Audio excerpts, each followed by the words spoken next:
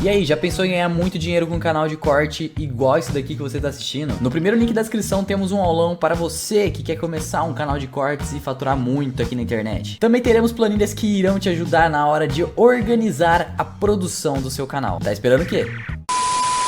Vamos falar agora da Globo. Lula e a Rede Globo. Olha só para isso daqui, rapaz.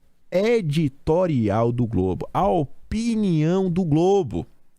Lula continua em forma para driblar temas incômodos. Amigos entre todas as nações.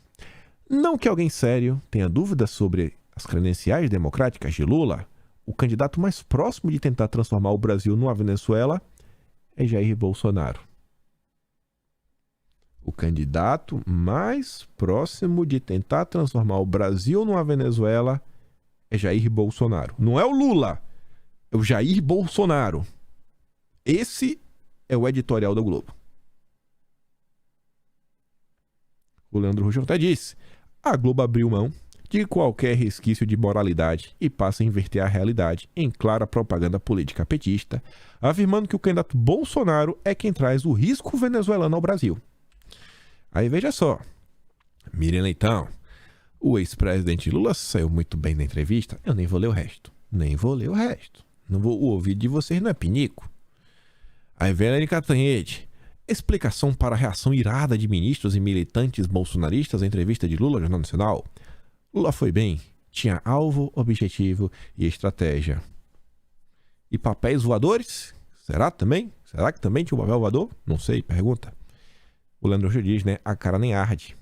Aí vem a Leilane, da Globo. Poderia citar muitas diferenças, mas me chama a atenção o respeito de Lula pela Renata. Ele o tempo todo coloca ela presente participando da entrevista. Homem que respeita a mulher é outra coisa. E aí, por causa dessa fala, a Leilane virou notícia, que foi o seguinte, ó. Jornalista da Globo quebra protocolo e elogia Lula. Durante essa sabatina de Lula, profissional elogiou o desempenho do presidenciável. O Vanguardian comenta: em outras eleições, era comum ver jornalistas pedindo para a plateia não se manifestar a favor de nenhum candidato. Hoje, é a plateia que assiste jornalistas torcendo por um candidato, abdicando completamente do seu papel de informar de forma isenta e imparcial. Na verdade, não teria problema, desde que ela deixasse clara: eu sou lulista. Todo mundo sabe, mas não assume. Não assume, não tem problema ser imparcial. O problema é fingir ser imparcial quando não é. Aí veja só.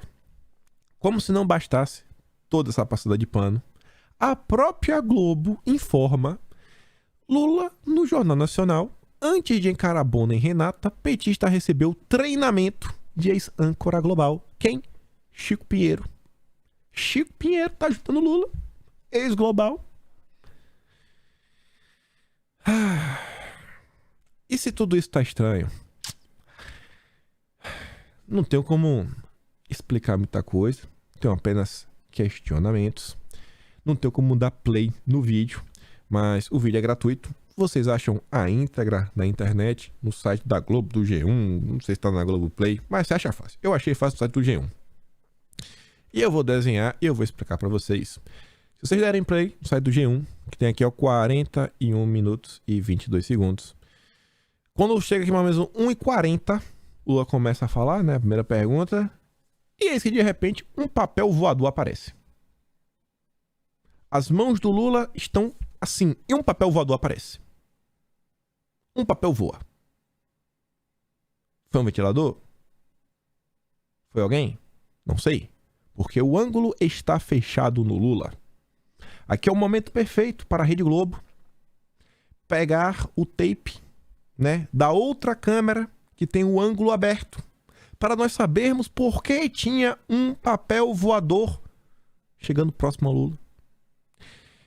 E essa entrevista, e essa resposta do Lula é engraçada, porque o Lula comenta, e ele olha para baixo, e ele comenta de novo, e ele olha para baixo, e ele olha pro Bonner e comenta, e ele olha para baixo de novo, e assim, às vezes é um papel em branco, às vezes ele tá olhando para baixo porque ele tá nervoso, mas fica a grande pergunta no ar: porque tinha um papel voador a 1 minuto e 43 segundos na entrevista do Lula, que claramente estava em casa, foi extremamente bem tratado pelo Bonner, pela Renata, vem cada vez se aproximando mais e mais da Rede Globo.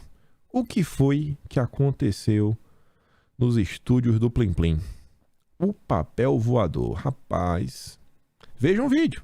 Vejam. É interessantíssimo. A Globo deveria mostrar isso o quanto antes, em ângulo aberto, para sabermos o que foi o papel voador. Foi alguém ajudando o Lula? Porque eu acho que não pode. Por que um papel aparece voando? Eu não lembro de ter visto ventiladores. A Globo deveria mostrar. Porque o Lula estava com a mão fechada. Tá ali, ó. A mão fechada e o papel voa. Às vezes o Lula pegou com o pé e jogou pra cima. Não sei. O que eu sei é que Bolsonaro ontem falou o seguinte: ninguém deveria estar surpreso. Não sobre o papel. Ele só mandou essa. Vai, ele sabia, né? Vai que ele já sabia, não sei. Ninguém deveria estar surpreso. Na verdade, compreendo perfeitamente a Globo tratar melhor aqueles que estão dispostos a pagar mais. Eles são a esperança de dias melhores para a emissora. Nada mais coerente do que pegar mais leve. Estranho seria comigo, que fechei a torneirinha. Apesar disso, sua liberdade foi preservada. Hoje a emissora pode até continuar promovendo perversidades, como Meu Corpo, Minhas Regras, umas coisas muito estranhas, ideologias diversas, inversão de valores, destruição da família, se assim desejar, só que não mais sustentada com rios de dinheiro público. A garantia que a Globo e a imprensa de forma geral sempre terá comigo é de jamais defender o seu controle, como pretende o outro lado. Para quem ama e defende a liberdade, isso não tem preço. Mas hoje, infelizmente, muitos são capazes de entregá-la por algumas moedas de prata. Talvez, se tivéssemos dado o que queriam, as boas notícias não seriam acompanhadas por um mas, e sobrariam aplausos ao meu governo. Mas escolhemos investir no Brasil e não em elogios. Por isso o desemprego cai, a economia cresce, a violência diminui, mas a gritaria continua. Bolsonaro não é o luva de pedreiro, é o luva de pelica. Nossa, eu adorei essa fala do Milton Neves. Vou guardar comigo pro resto dos dias. E aí, a Globo ainda tem que, né, dar aquela macetada. Quem que divulga, na verdade, a Folha de São Paulo? MST vai à Globo entregar produtos para apresentadores do Jornal Nacional. Deve ser pulhambona fazer um stories cozinhando um arrozinho orgânico, né? Esperando a Fátima voltar para ele. Não, é que Fátima comeu um arrozinho comigo do Lula. Venha, Fátima. A Elisa diz, né? Essa galera subestima demais a inteligência do povo. E sobre o MST, que o Lula tanto enaltece, arroz orgânico do MST, destacado por Lula, não é suficiente para um dia do consumo nacional. Não dura um dia. Um dia não dura. O consumo diário de arroz pelo brasileiro é de 33 mil toneladas. Se fosse viver do arroz orgânico do MST, teríamos alimento só para meio dia de consumo da população, ou nem isso. Apenas 10 horas. E nem sei se é garantido que se colha tudo isso, porque o arroz é uma cultura exigente no controle de pragas e doenças, diz o Vlamir, engenheiro agrônomo e consultor especializado na commodity. É um nicho muito específico que atende uma fatia muito pequena da população, e para conseguir viabilizar isso, eles têm que vender muito caro, observa o analista. Uma busca na internet mostra que o arroz orgânico lá do tio João pode ser encontrado uns quase R$16 contra R$5,20 do mesmo tipo de produto convencional, de outra marca também conhecida, né, o tio Urbano. O analista da Brandalize aponta que, para ser viável economicamente, o arroz precisa render de 8 a 10 toneladas por hectare. Em qualquer lugar, seja lá nos comunas, Tailândia, Indonésia, Brasil, o pessoal do orgânico colhe de 3 a 4 toneladas. Eles não conseguem produtividade. Não tem produtividade. Sobre produtividade, o SLE Farms é amigo do Amazônia Azul. Perfil bom de seguir. A produção de arroz orgânico do MST é estimada em 12.400 toneladas, o que alimenta 220 mil brasileiros. Os outros 209 milhões 780 mil passariam fome, né? Se fosse transformar toda a produção nacional em orgânica, como o MST, tem que aumentar a área de cultivo em 55% devido à baixa produtividade. A gente viu os frutos do fertilizante orgânico, né, dessa mudança pro orgânico lá no Sri Lanka. Foi exatamente a redução da produtividade, população com fome e o país quebrou. Quebrou, literalmente quebrou. O presidente renunciou por e-mail, o cara fugiu. Fugiu. As pessoas entraram no palácio presidencial, ele fugiu. Tá bom. E a sociedade rural brasileira contestou declarações do candidato Luiz Inácio Lula da Silva. A sociedade rural brasileira vinha a público manifestar sua contrariedade em relação às declarações feitas pelo candidato Lula sobre as invasões do MST, além de generalizações infundadas em relação ao agronegócio do país. O MST liderou invasões não apenas a propriedades rurais em diferentes regiões do Brasil, mas também a centros de pesquisa de empresas e instituições que são referências mundiais para o desenvolvimento da agropecuária.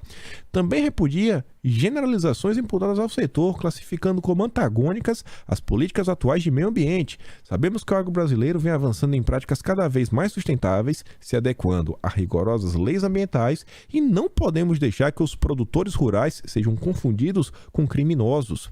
A SRB considera muito preocupante este tipo de declaração por parte de candidatos à medida, que tem como pauta prioritária sua histórica posição de defesa da propriedade privada e a segurança jurídica no campo, que precisa ser a base para que o Brasil siga avançando na produção de alimentos e na geração de empregos. Eu vi o Rafael Balboa comentar que o agronegócio no Brasil é 25% do PIB. Brigar com 25% do PIB não é uma boa ideia. Não é uma boa ideia, viu, Lula? Aí você vê também, brigando com o PIB. Bancada feminina ou feminista do PSOL, não sei, não consigo ler ali direito, mas sei que é do PSOL, invadiu a Van de Osasco para protestar, né? Que é golpista, que tá financiando o golpe, bababá, isso, aquilo, outro. Só faltou pedir para quebrar, né? Fechar a loja e os empresários, não, né? E os funcionários que lá trabalham se virem. Tamo nem aí. Essa é a esquerda. Essa é a esquerda brasileira. Bolsonaro defende, né, o emprego, os empresários, o agro. E a esquerda, vocês estão vendo aí, né? O que o pessoal anda fazendo, o que o Lula anda falando.